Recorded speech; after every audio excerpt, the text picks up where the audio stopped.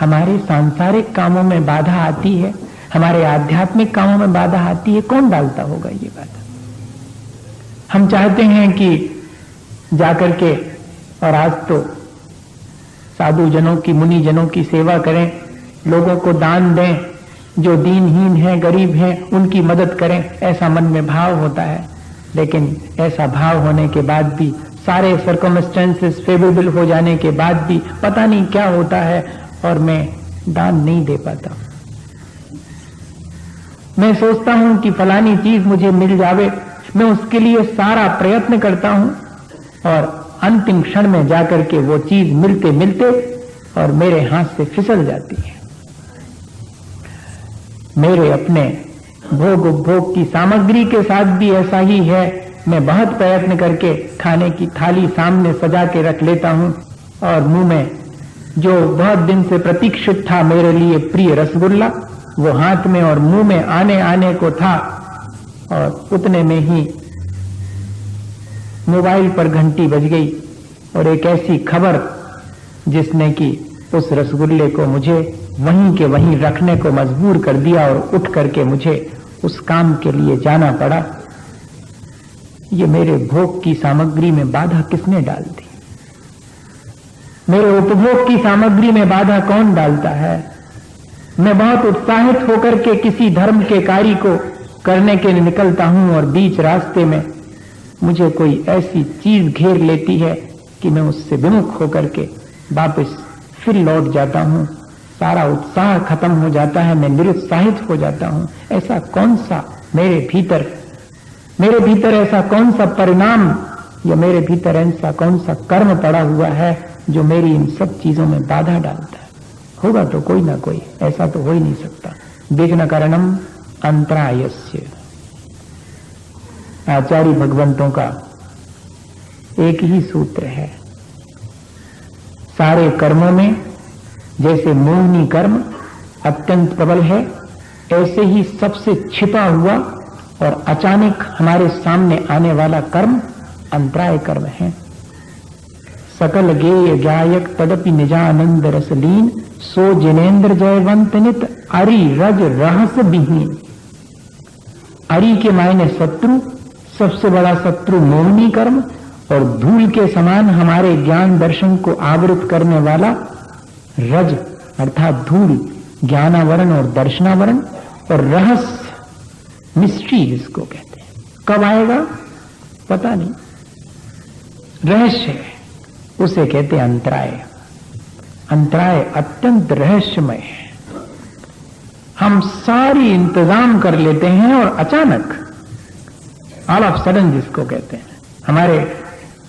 हमें कहने को मजबूर होना पड़ता है कि इन स्पाइट ऑफ मी, मेरे बावजूद, मेरी सारी तैयारों के बावजूद सब धरा रह गया वहीं के वहीं। करो क्या करते, और कहीं से पता नहीं लगता, थोड़ा इंडिकेशन हो जाता कि ऐसा होने वाला है। नहीं, असाता के उदय में तो थोड़ा सा पता लगता है कि बस अब असाता आने वाली है, लेकिन अंतराय के उदय में पता नहीं लगता है कि कब क्या स्थिति बनेगी। और वो कर्म भी हमने अपने लिए स्वयं बांधा है, और बांधते कैसे हैं ये देख लें हम, तब फिर वो उदय में आकर के अपना फल देता है। ये तो दिखाई पड़ता है, लेकिन कब बन जाता है ये दिखाई नहीं पड़ता, और कब फल देगा ये भी दिखाई नहीं पड़ता। जब फल दे चुकता है तब दिखाई पड़ता है कि अरे ये। कितनी बार हमारे जीवन में हम ये अनुभव करते हैं, कितनी बार इस चीज को हमने अपने जीवन में स्वयं झांक करके देखा है कि कितना मन होता है कि दान दे दे। 4 पैसे हाथ में भी हैं, लेकिन इतने जल्दी मन बदल जाता है। देने का मन जितनी देर से होता है, नहीं देने का उतने जल्दी हो जाता है। धर्म करने का उत्साह जितनी मुश्किल से होता है, निरुत्साहित हम उतनी जल्दी हो जाते हैं। जरा सा किसी ने कह दिया, श्रद्धा बड़ी मुश्किल से जमती है, और किसी ने जरा सी बात कह दी, श्रद्धा 1 मिनट में, हाँ ठीक। ये क्या चीज है? ये अंतराय कर्म है। इस पर हमें विचार करना चाहिए। अगर हमारे जीवन में ये हमें दुख दे रहा है अंतराय कर्म, तो वो हमारे अपने कौन से परिणाम होंगे जिससे कि हमारे साथ ये बंध गया है, तब हम आसानी से उन परिणामों से वर्तमान में बच करके आगे के लिए अपने अंतराय को टाल सकते हैं। महाराज कुछ उपाय बताओ, कोनो मंत्र दे दो, बड़ी मुश्किल है, आर्थिक रूप से बिल्कुल मुश्किल में है, दुकान ठीक से नहीं चलती है, जहां हाथ लगाओ वहीं पर जो है बिगाड़ होता है। कोशिश तो बहुत कर रहे हैं, पुरुषार्थ बहुत कर रहे हैं, लेकिन 2 जून का भोजन बामुश्किल मिल रहा है, आप कुछ बताओ तो। भैया किसी से पूछने जाने की आवश्यकता नहीं है, न कोई इसके लिए कुछ मदद कर सकता है। अगर कोई मदद कर सकता है, कोई उपाय हो सकता है, तो अपने परिणामों को हम संभाल लेवें तो हमारे अंतराय कर्म आसानी से दूर हो सकते हैं।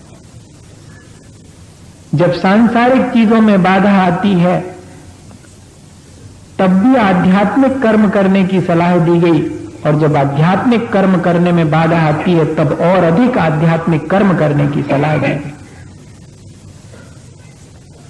आचार्य महाराज कहते हैं कि देखो तो दुकान पर हर 1 मिनट के अंदर सामान लेने उठाने धरने के लिए सैकड़ों बार उठता है एक व्यक्ति, और अगर उससे कहा जाए कि खड़े होकर पूजा करो तो कहते गोड़ों में दर्द होता। वाह भैया, अच्छे से बैठ करके जाप दे लो, कितनी वो दर्द होता बहुत, हम 5 मिनट ज्यादा बैठ नहीं सकते हैं। अच्छा, और वहां दुकान पर इसके मायने क्या है? इसके मायने हैं कि मैंने ऐसा खोटा कर्म बांध लिया है जो मुझे संसार बढ़ाने में तो बाधा नहीं डालता, मेरे संसार को घटाने वाले कार्यों में बाधा डालता है। वो मुझे सलाह देता है भीतर बैठा बैठा, इसमें आनंद है, दूसरी इतनी चीज नहीं है। वो कर्म ही सब कुछ करता है ऐसा नहीं, हमारे वर्तमान का इंटरेस्ट भी उसके साथ। जैसा हमने अपना स्वभाव बना लिया होगा वर्तमान में, जिस चीज में हमें रुचि आती होगी वो चीज आसानी से हम कर पाएंगे, बाकी चीजों में मुश्किलें खड़ी होंगी। ये भी ध्यान रखना, ऐसा नहीं समझना कि मुश्किलें सब हमारे पुराने कर्मों से ही खड़ी होती, अपने वर्तमान के कर्मों से भी हम अपने जीवन में मुश्किलें खड़ी करते हैं, ऐसा नहीं समझना। हम लापरवाही करें और कर्म को दोष देवें कि क्या करें, हमें बाधा पड़ रही है, अब अपन खुद ही प्रयत्न नहीं करें।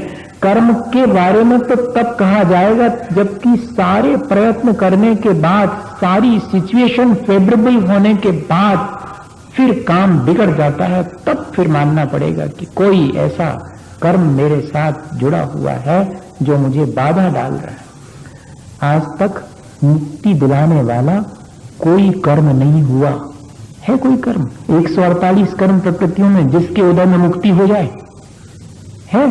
किसी ने पढ़ा हो तो बताया हो, कर्मकांड पढ़ने वाले तो बहुत होंगे लोग, नहीं। 148 कर्म प्रकृतियों में कोई भी ऐसा कर्म नहीं है जिसके उदय में मुक्ति हो जाए। तीर्थंकर प्रकृति का उदय भी हो तब भी बैठे रहो, सबको उपदेश दो, अब मुक्त नहीं हो सकते जब तक तीर्थंकर प्रकृति का उदय है। हाँ, कोई भी कर्म का उदय मुक्ति नहीं दिलाता, मुक्ति में बाधा जरूर डालता है कर्म का उदय। हम ये सोचें कि हमारी मुक्ति में कोई कर्म का उदय आएगा, नहीं, मुक्ति हमारे पुरुषार्थ से होगी। पुरुषार्थ में बाधा डाल सकता है कर्म, तब फिर मुझे क्या करना चाहिए? मुझे जब बाधा डाले कर्म तो मुझे ऐसा कर्म करना चाहिए जिससे कि उस बाधा को मैं दूर कर सकूं। बस इतना ही सा उपाय है। अगर अंतराय कर्म मेरे कामों में बाधा डालता है तो फिर मैं ऐसा काम करूं जिससे कि मेरी वो बाधा दूर हो जाए। मैं ऐसे काम न करूं जिससे कि और अधिक मेरे जीवन में बाधा आ जावे।